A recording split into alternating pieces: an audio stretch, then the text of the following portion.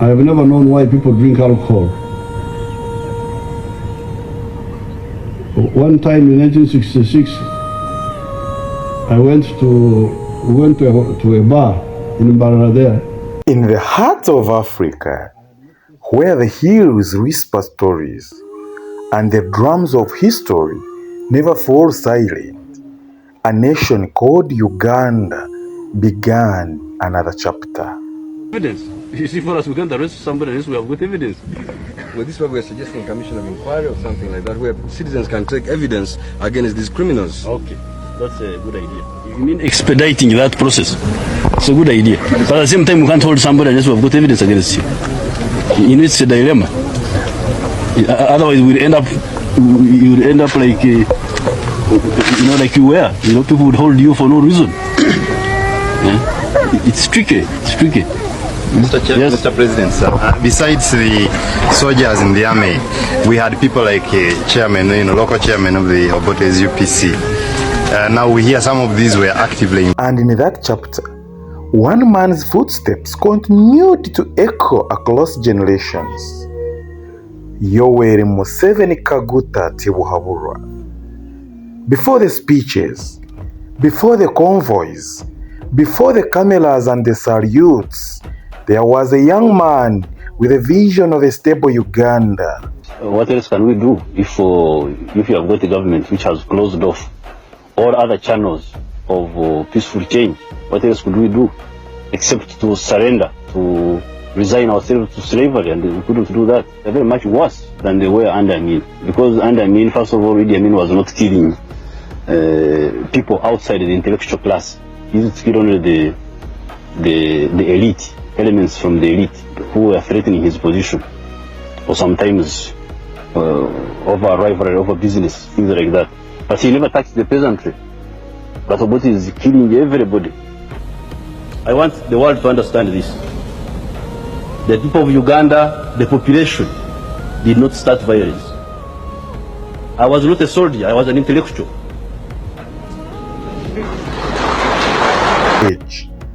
This became part of a long journey.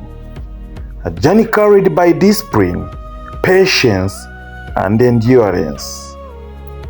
For decades, Museveni has remained a constant figure in Uganda's history. I think this is a fundamental change in the politics. Generations have grown up hearing his voice on radio, watching him address the nation on television, and listening to his long lectures that somehow begin with economics, travel through history, and end with cows. And yet behind the humor was a leader deeply invested in the identity of his country. Even working, the other time when we were having our battle here with the exchange and all that, a European came and said, that I should go and be Secretary General of the UN. I said, what? Secretary General of what? UN. Secretary General is the Karani of... How can Museveni work for anybody? Once I retire, only God will be the one to... If I kissed my wife in public, I will lose all the elections in Uganda. And sometimes surprising even the youth with his knowledge of technology trends. To many supporters, he became a symbol of continuity, experience, and national stability. A president who traveled through every corner of Uganda, from busy cities to remote villages, listening to farmers, meeting youth, inspecting projects, and reminding citizens that leadership must stay connected to the ground. And yes, Ugandans being Ugandans, humor followed him everywhere. The hat became famous, the walking stick became iconic, and his long speeches became endurance tests for television presenters. But beneath the jokes, many saw commitment, consistency, and sacrifice. Because leadership for decades is not carried by energy alone, it is carried by conviction. That I should stand up and say, oh yeah, homosexuals, oh yeah. As Uganda witnesses another swearing in, the flags will rise again. The anthem will play again, and history will quietly write another sentence. Not merely President Museveni, not merely just a president, but about a man whose life became deeply woven into the journey of a nation. A nation that continues to grow, to dream, to argue, to celebrate, and to hope. And perhaps that is the true story of Uganda. Not perfection, but resilience. Not uniformity, but unity through diversity.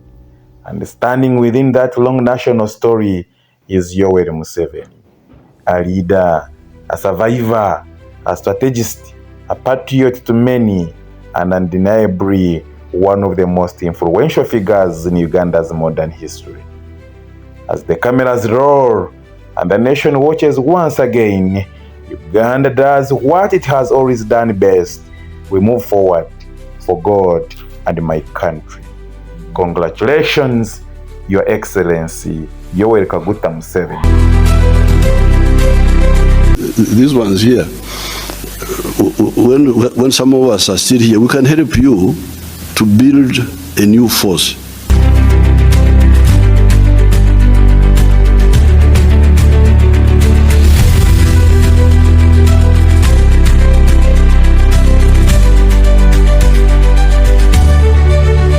The problem with the Westerners, they cannot understand politeness.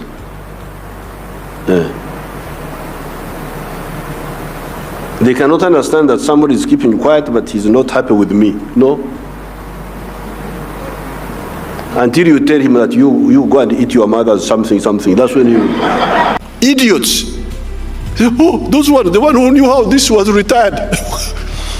You retired him and you didn't replace him? What sort of... Now, why should somebody like that... I want to know who retired that person. Without replacement, he will not remain in the police. So you can see, this is not necessarily corruption, but it is a lack of concern. He's not bothered, he doesn't care. Idiots. Why do you go to the public if you don't have a public spirit? Why do you say I want to work for the public? If you don't work for the public, go and do your own private things. I used to come from, I was a young boy, in my 20s, 30s. I would come from Tanzania, come underground, come do underground work here, very dangerous work. Go back to Tanzania. Who was supervising me? Who was Mwalimu Woods? There's a boy in Parliament, the boy called, this one who talks a lot, Theodore Sechkubo. That honorable.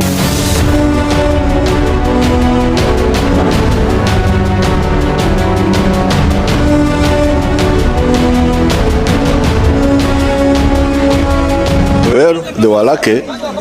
Saddam Hussein was a bad organizer, and so was Gaddafi. But the next time they may get somebody who is more capable and teach them. The mouth is for eating. Okuria, cham. The mouth is for eating, not for sex.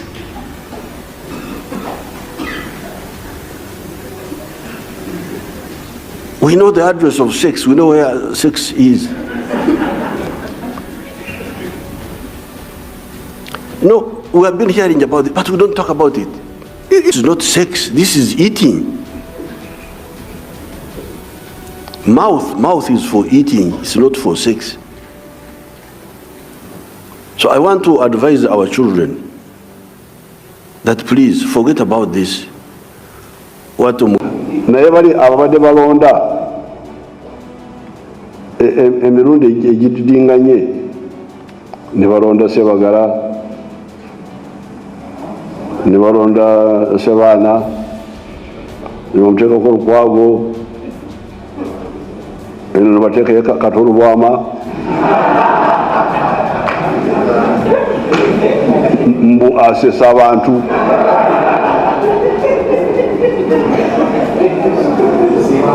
Abeeri ne balonda Bobi Wine. Oyo mulonze waki mbu muyimbi bino si bya kuyimba.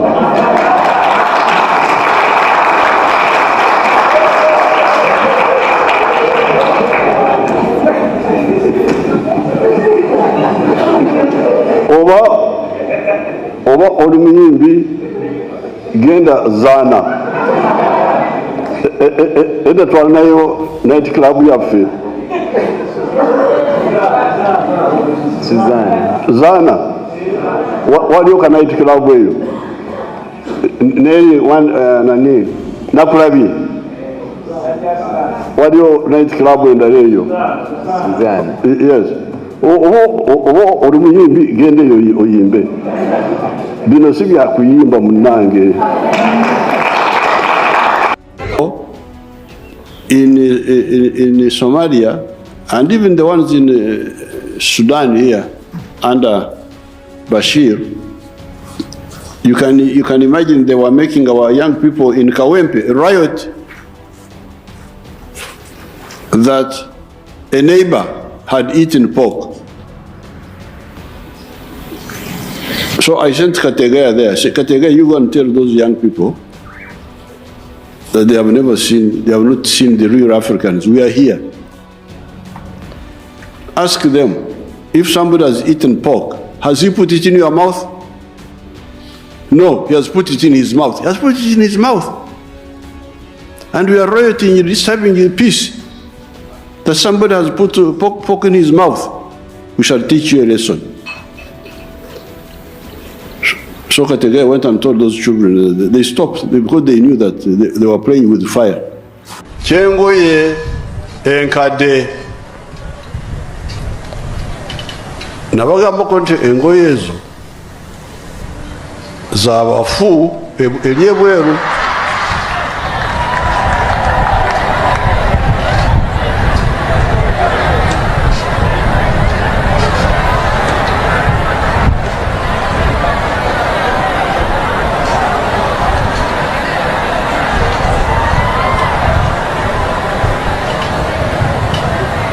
Omuzungu bwafa eyo ewaabwe eyo ebigoye byonna byabadde ayambala abisuulaawo kati obaani abijjayo n'abiteeka mu ndibota ne babisindikira Abafirika munange.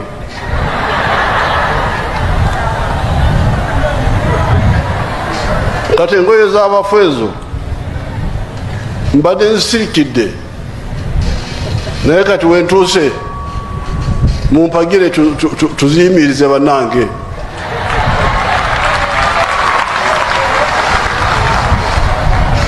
Kubanga zigenda mundabye wali nkutte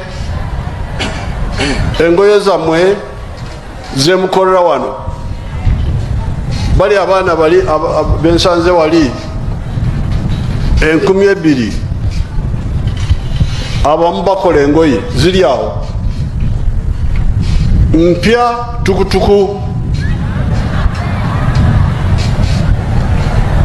naye tezisobola kuyingira mu katale kubanga engoye z'abafu zezijjidde mu katale.